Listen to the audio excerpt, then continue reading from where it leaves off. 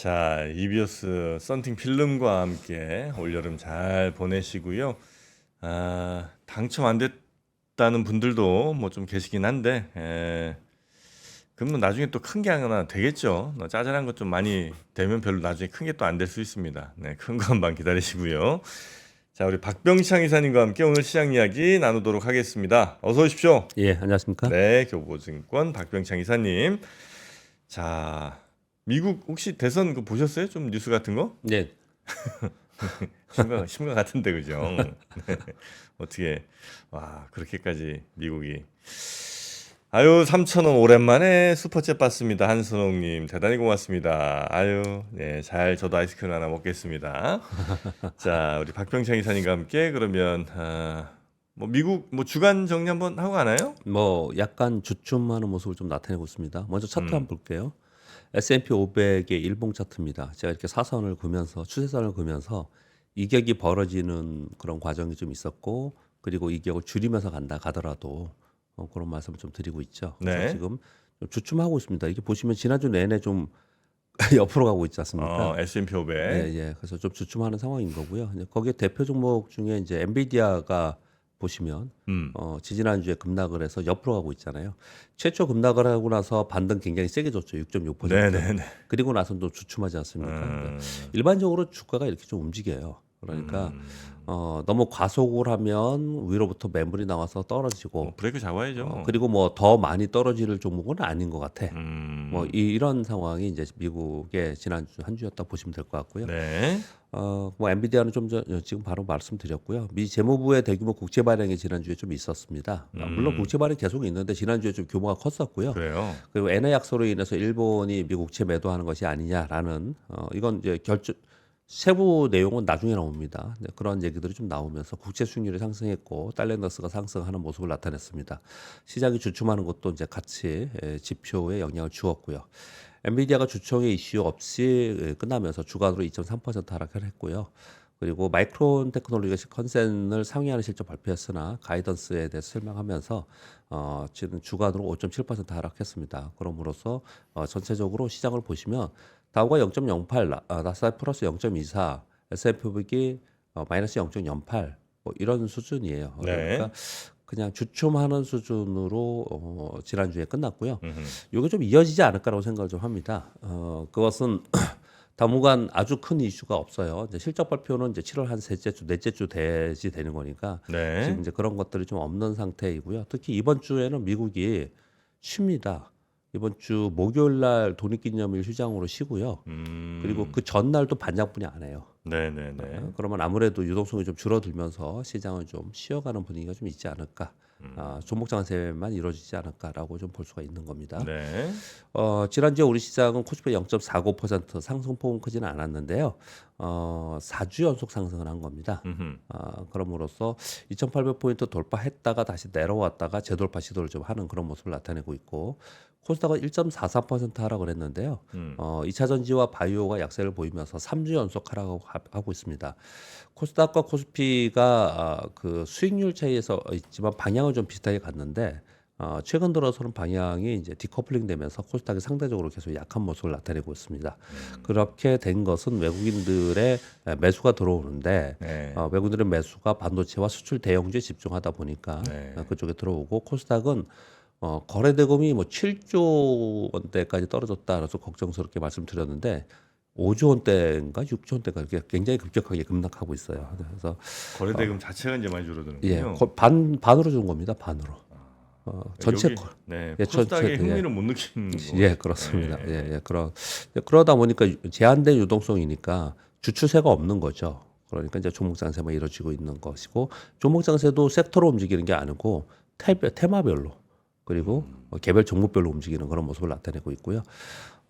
코스닥은 전기관이 계속 매도를 하고 있는 그런 상황입니다. 이것 좀 수급 잠깐 좀 먼저 좀 볼게요. 어, 올해 1월 1일부터 1월 2일 시작을 했죠. 6월 30일까지 수급을 보면요. 개인들이 13조 4천억 팔았고요. 외국인들은 22조 4천억 매수했습니다. 기관으로 8조 3천억 매도했고요. 기관을 보시면 금융투자는 프로그램 거래 위주라고 그래 말씀드렸잖아요. 네. 금융투자 빼놓고 전부 다 팔고 있고요. 특히 코스닥을 보면은 코스닥의 기관들이 이거 지금 4조 원을 판 거거든요.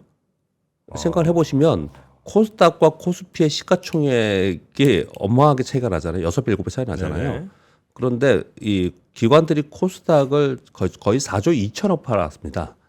그러니까 정말 많이 판 거예요. 코스닥. 정말 많이 팔고 있고 외국인들이 판 건 아니었습니다. 외국인들은 그냥 코스닥은 샀다 팔았다 해요. 주체는 없습니다.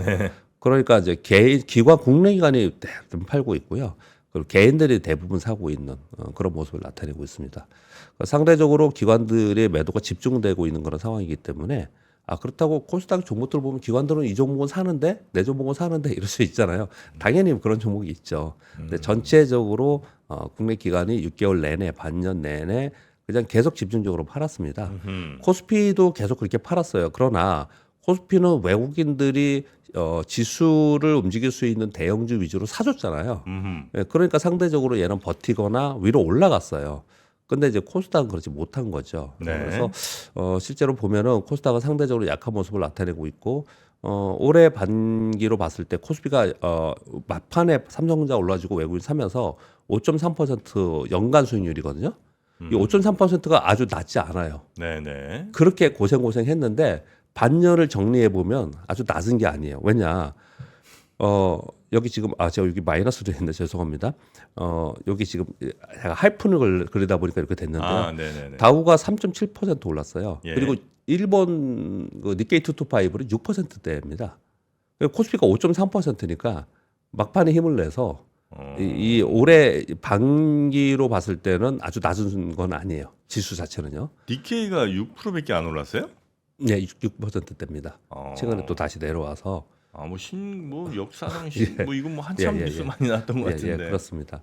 근데 이제 우리가 체감적으로 많이 또 우리가 상대적으로 이렇게 낮다라고 느끼는 건 또 왜 그러냐면 나스닥이 18% 올랐고요, S&P 500이 14% 올랐어요. 네. 그래서 이거에 비해서 상당히 작은 거죠. 3분의 1뿐이 안 되니까 상당히 낮은 거고요. 특히 코스닥은 마이너스 3%예요. 네. 그러니까 체감지수 상당히 안 좋은 개별 종목별로는 그런 모습을 나타내고 있는 거죠.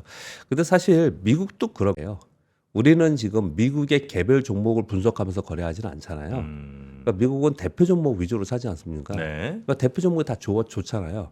근데 미국도 하락 종목 홀지 많거든요. 네네. 그래서 종목 장세에서는 체감 지수는 그렇게 좋지 않았을 가능성이 이제 높다 이렇게 보시면 될 것 같습니다. 네.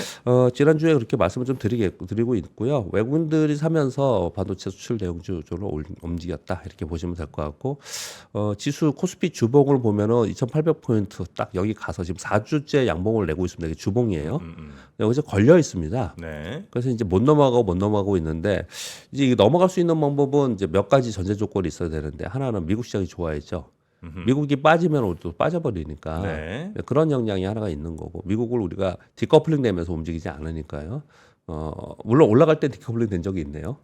내릴 때 디커플링 돼요. 그러니까 미국은 내리고 우리는 올라가고 네. 이런 경우는 꽤 드문 경우니까요. 그리고 이것이 올라가기 위해서는 이제 삼성전자가 더 올라가 줘야 되는데 이 보시면 이거 이제 삼성전자 일봉입니다. 이 박스권을 돌파했고 다시 내려와서 여기서 지금 삼성전자가 다시 올라가서 81,500원까지 올라왔잖아요. 네. 요만큼 올라온 동안 지수가 올라온 거예요. 딱 이 4주간 올라온 거거든요.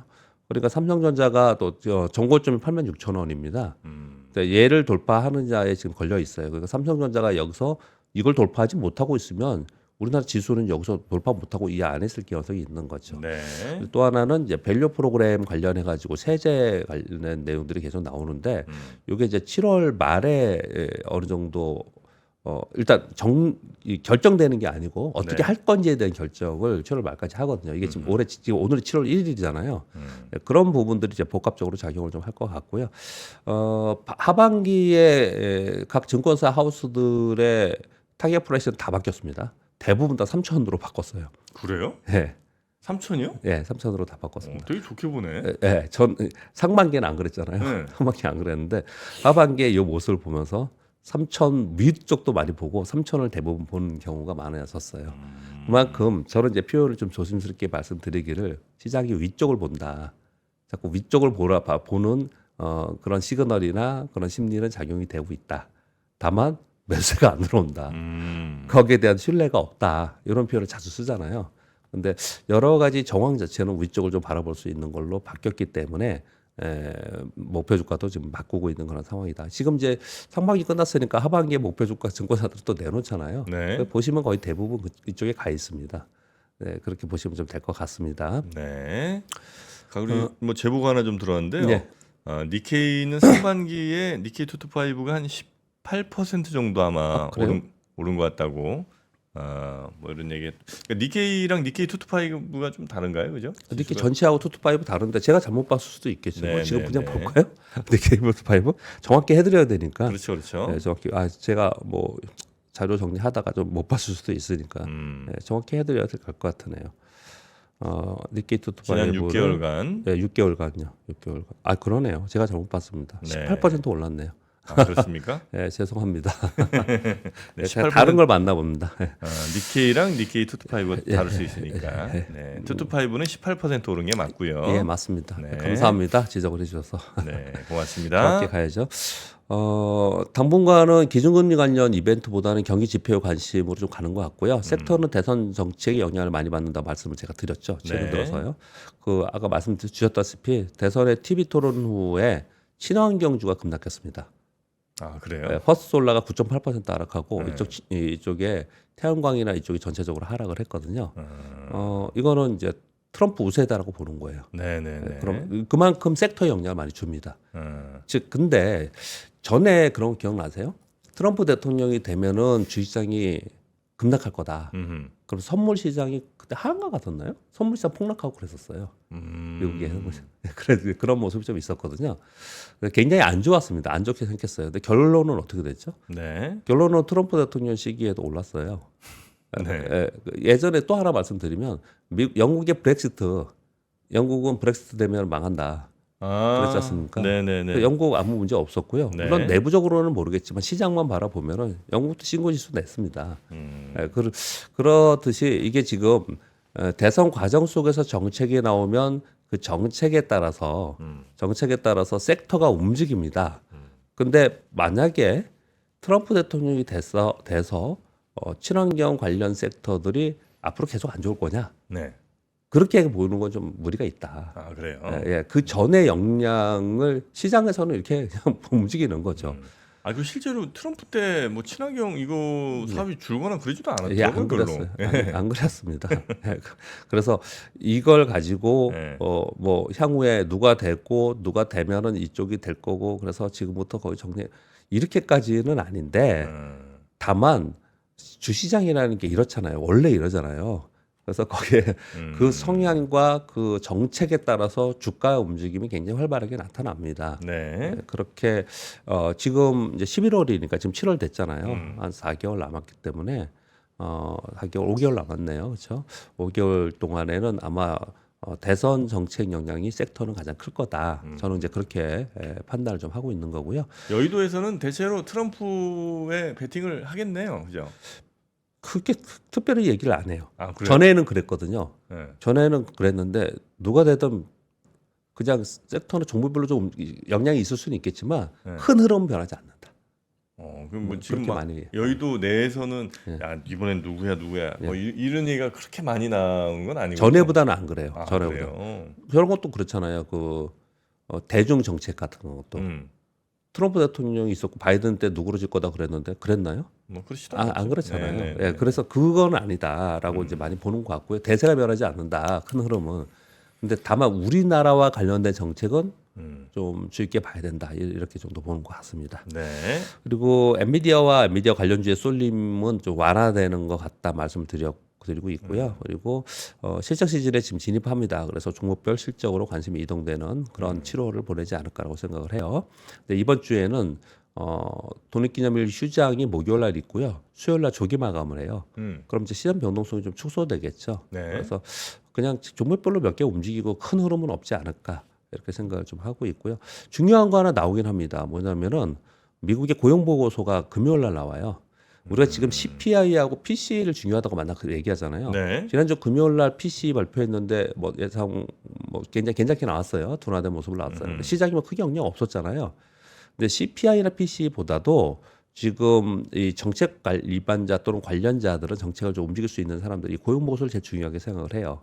그래서 다음 주에는 주 말에 가서 고용 보고서 영향을 받지 그 전에는 크게 영향이 없을 거라고 저는 생각을 좀 하고 있고요. 우리 시장은 영향이 클 것들이 좀 있습니다. 뭐냐면은 우리 시장의 매수세는 외국인들이 주도하잖아요. 네. 반도체와 자동차 그리고 미국향 수출주 이렇게 가지 않습니까? 음. 그래서 지난주에도 보면은 외국인들이 삼성전자, SK하이닉스, 기아, 현대차, HD, 현대일렉트릭, HD 한국조선해양 이런 쪽으로 매수를 했어요. 네. 그러니까 보면은 좀 특정 섹터, 특정 종목에 집중되는 경향을 좀 갖거든요. 음. 근데 아까 제가 이 수급을 보여드렸듯이 국내 기관이나 개인들은 저희 저 코스피에서 국내 개인들과 기관들은 내리 팔고 있는 거거든요. 지금 네네네. 코스피만 보더라도 그러니까 이들은 계속 팔고 있는 거기 때문에 외국인들이 사는 쪽만 움직일 수밖에 없는 그런 상황이 좀 있어요. 그런 가운데 이제 실적 시즌에 들어가면 그 실적에 따라서 개별 종목은 따로 움직이겠죠. 그런데 이번 주에는 우리 시장에 영향을 좀 줄 거다라고 말씀을 드리는 이유는요. 우리 시장에서는 오늘 6월 수출입 통계치가 발표가 됩니다. 네. 그 1일 날, 11일 날, 21일 날 발표한다 그랬잖아요. 예. 이게 발표되면 그게 쫙 나오면서 거기 관련돼 가지고 수출이 증가한 대로 주가가 실제로 움직이고 제가 좋은 현상이라고 말씀드렸잖아요. 네. 예, 그렇게 움직이거든요. 그래서 이게 발표가 되면서 이 관련된 종목별로 따로 움직일 거다. 종목 장세 될 거다. 이게 첫 번째이고요. 두 번째는 화장품 또 가겠네. 이게 좋게 나오면 또 움직이겠죠. 예. 또 움직이겠죠. 그리고 이게 나오면 거기에 따라서 보고서들이 막 달려 나와요. 예. 그래서 요즘에 종목에는 영향이 굉장히 크다. 이게 제일 크다. 이 말씀을 계속 드리고 있습니다. 그래서 오늘 이게 나오고요. 그리고 삼성전자의 잠정 실적 발표가 금요일 날 발표합니다. 네. 여기 관심이 굉장히 많거든요.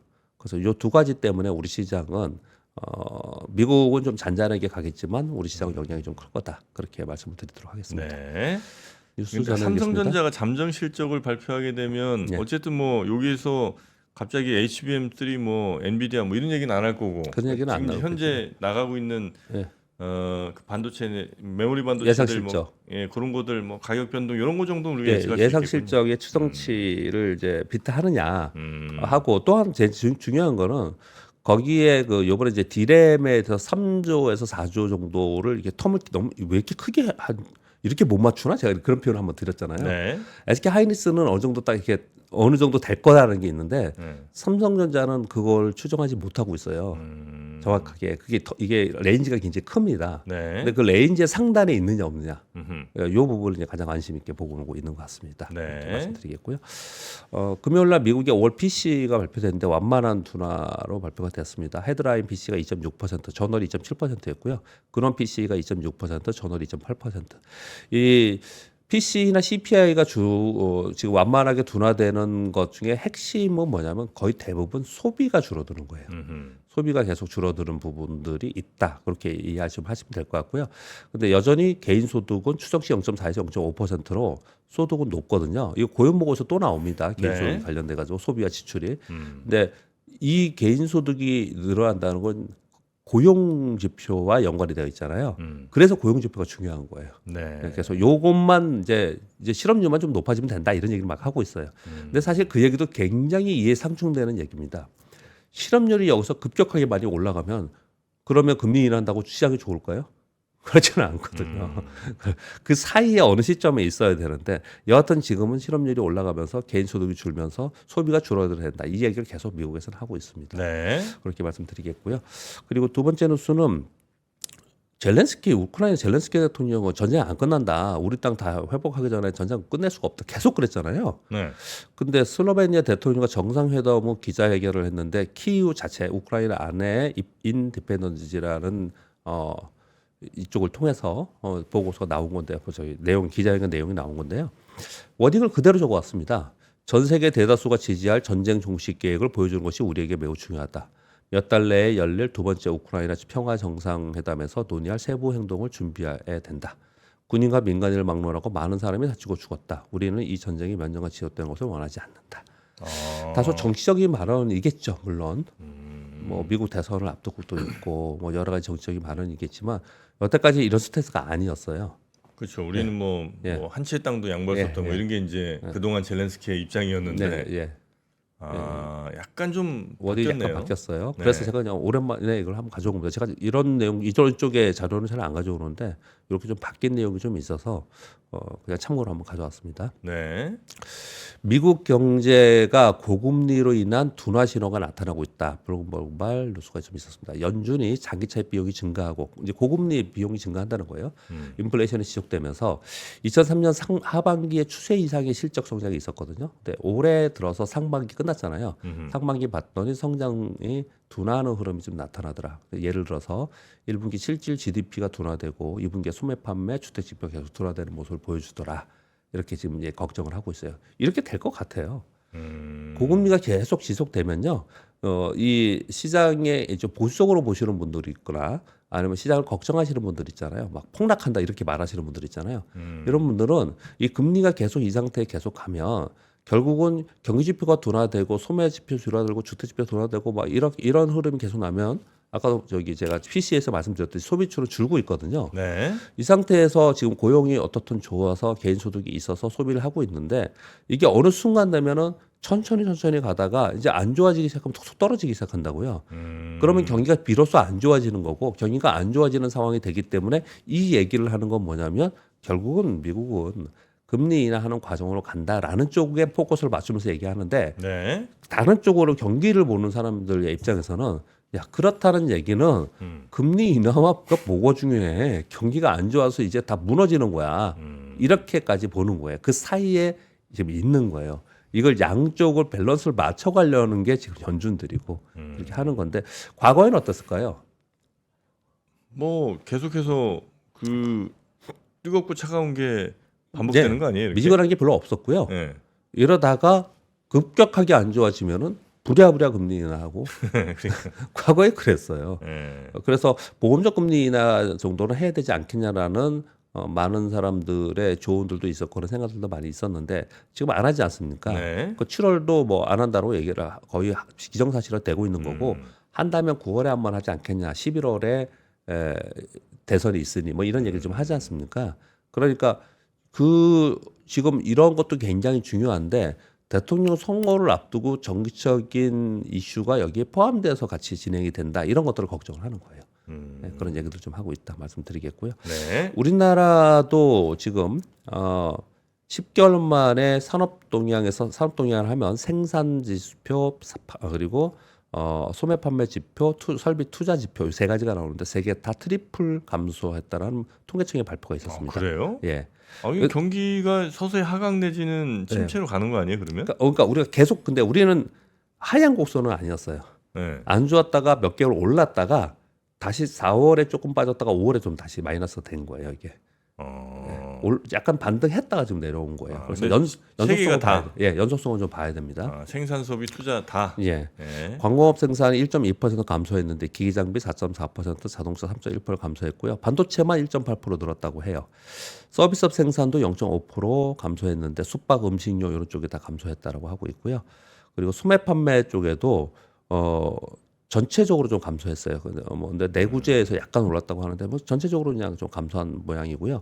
설비 투자도 4.1% 감소라고 그러는데 운송 장비, 정밀기계 감소했고 건설 쪽은 건축이 5.7%, 토목이 1.1% 전체적으로 감소를 했거든요. 네. 이렇게 보시면 이게 뭐 사실 전문가가 아닌 이상 이거 뭐 하나하나 뜯어볼 필요도 없잖아요. 물론 내가 숙박 음식료에 종사하고 있어. 어디에 종사하고 있어. 뭐 또는 그거 투자하려고 해. 이런 분들은 이게 이제 관심이 있겠죠. 근데 이 전체보다도 이거에 대한 결론이 중요한 거예요. 뭐냐면 수출과 반도체 생산은 성장하고 있더라. 소비는 매월 등락하지만 전반적으로 수세적으로 둔화하고 있더라. 네. 이게 지금 요번에 산업활동 동향의 결과다 이렇게 해서 이해하시면 될 것 같아요. 그러니까 우리나라도 금리가 굉장히 높잖아요. 그 물가가 굉장히 높지 않습니까? 네. 그 물가 높은 상황 속에서 소비가 줄어들고 있다라는 얘기를 하고 있는 거예요, 계속.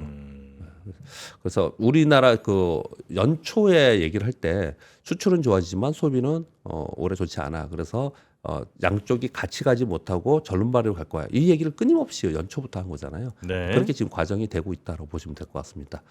요건 이제 표를 그냥 가져온 거고요. 시간이 돼서 그냥 넘어가겠습니다. 미국의 전기차 시장에서 테슬라 점유율이 하락했다는 미국의 전기차 쪽의 오토모티브 뉴스에서 나왔습니다. 작년 4월에 63.8%의 점유율이었는데 올해 4월에 46.3% 굉장히 많이 떨어졌죠. 테슬라가. 왜 그러냐? 근데 전체 수치는 비교가 안 될 정도로 테슬라가 그냥 거의 독점적이에요. 네네. 과점적입니다. 그런데 이제 점유율이 떨어졌다는데 왜 떨어졌냐 봤더니 비테슬라 진영의 영향력이 좀 확대가 됐다. 이 얘기는 이제 약진을 좀 했다라는 얘기였고요.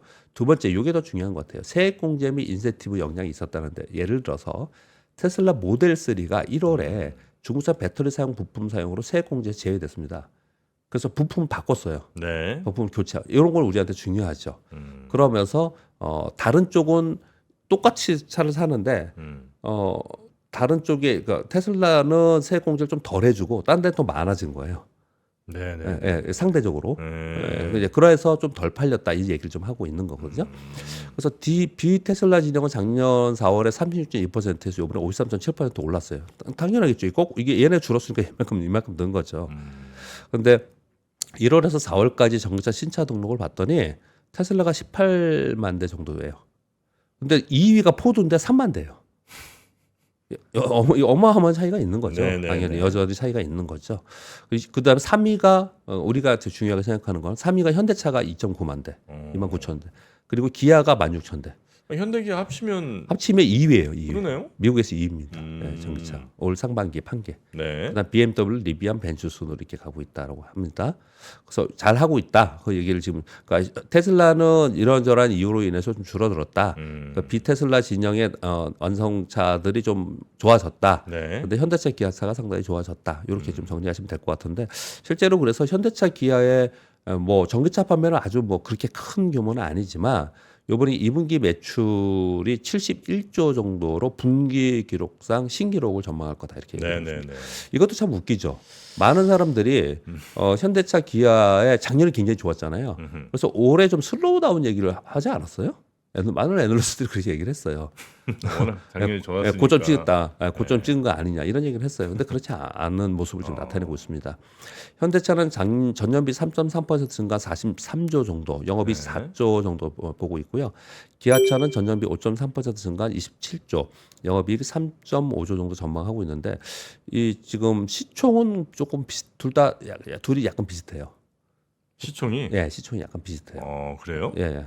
그래서 그만큼 이제 기아가 밑으로부터 올라오는 그러니까 이제 자본익률이 더 높은 거죠. 현대기아차가 시총이 비슷해요? 예, 예. 오. 이것도 지금 볼까요? 제가 숫자에 대해서 틀리게 얘기하면 안 되니까 저도 이거 네네. 적어 오는데 뭐 이것저것 자꾸 얘기하다 보니까 놓칠 수가 있어갖고 그렇죠, 17조인가 그렇죠? 아마도 아. 그리고 정확히 하고 좀 왜냐하면 뒤에 제가 시총 얘기를 할 거예요. 네, 다음 네, 얘기를 네, 그래서 네. 시총이 굉장히 중요합니다. 현대차의 시총이 지금 61조 음흠. 그리고 기아차의 시총이 51조. 10조 차이밖에 안 나요. 그 정도의 차이를 지금 움직이고 있습니다. 그래서 어떤 때는 기아가 막 오르고 어떨 때는 현대차가 오르고 제가 보기에 그런 차이가 있어요. 주가에도. 네. 그런 부분. 예전엔 차이가 많이 났던 것 같은데 네. 아니구나. 네. 그리고 하나 더 말씀을 드리면 이제 그래서 네. 요 8번 시총 얘기를 좀 하려고 하는데요. 네. 9번 얘기는 그냥 짧게 얘기하고 9월 8일 삼성전자가 파운드리 포럼 개최를 하는데 여기서 AI 반도체 기술 전략 공개하겠다 뭐 이런 얘기를 하고 있습니다. 한번 보시게 보시고요. 네. 9일날 하는 거니까. 이 8번 뉴스 매일경제 뉴스에서 우리나라의 코리아 디스카운트가 얼마나 돼 있냐. 자동차도 되게 많이 디스카운트돼 있는 거거든요. 네. 이 시총을 봤을 때는 한번 읽어드려 볼게요. 여러분 다 아시는 내용인데 다시 하는 거 한번 하는 겁니다. 올해 SK 하이닉스의 영업이익 추정치가 21조 원이에요. 마이크론 테크놀로지가 17억 달러, 약 2조 원입니다. 2조 원이에요. 네. 근데 마이크론 테크놀로지의 시가총액이 218조입니다. 아이씨. 우리나라로 따지면은 그리고 하이닉스는 172조예요. 네. 172조. 그러면 이 성장성이 있으니까 그런 거 아니냐. 근데 HBM 점유율이 마이크론이 9%고 SK 하이닉스가 53%예요. 그러면 다른 성장이 있지 않았냐? 뭐 디램? 그럼 디램도 1위 삼성전자, 2위 하이닉스, 3위 마이크론 한참 아래에 있습니다. 네. 그러니까 모든 면에 SK 하이닉스가 지금 여기 삼성전자는 아예 뺐어요.